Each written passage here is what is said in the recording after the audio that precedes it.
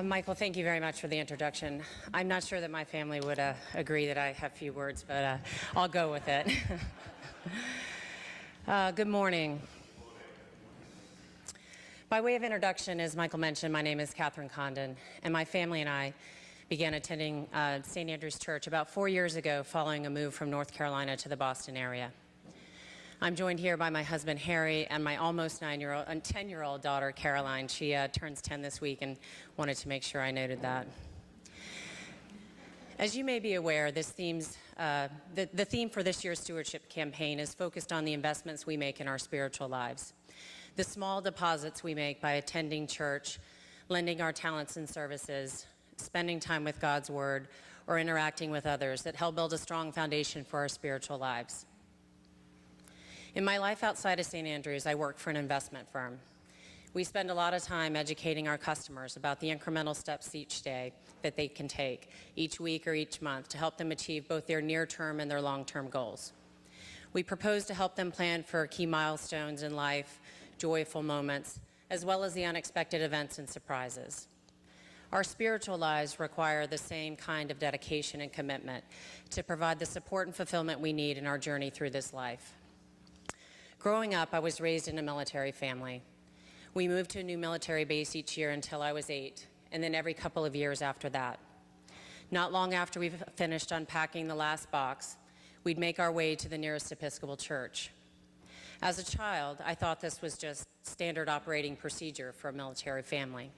But as I became an adult, I realized that my parents were focused on helping us build strong spiritual foundations through the different congregations we joined along the way.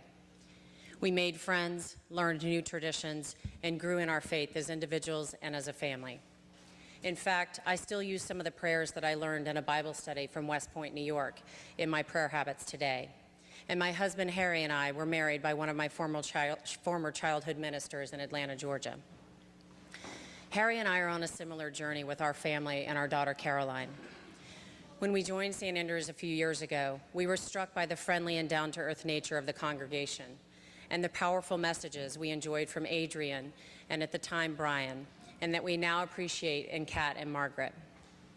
Additionally, we found that there are a multitude of activities that span generations and offer opportunity to become involved in meaningful work to help the church and our community. Our daughter Caroline has the privilege of participating in the youth choir each week and especially enjoys attending communion with us after church. She also really appreciates the services oriented towards children during Holy Week and Christmas. Harry and I love the music from our amazingly talented choir, the seasonal traditions of the church, and the opportunity to come and refresh ourselves each week through the lessons, words of inspiration, and connections with others in the congregation. We draw upon these moments in our daily and weekly lives and feel tremendous gratitude and appreciation for this community and what it offers our family. As we consider our pledge for this year, we know that it's difficult to quantify the positive impact that this church community has on our individual and collective growth. And we recognize the need to provide support so that our congregation can continue to expand and thrive. We will be thoughtful about our contribution and ask God to guide our commitment. I encourage your thoughtful contemplation about what St. Andrews means to you and your family.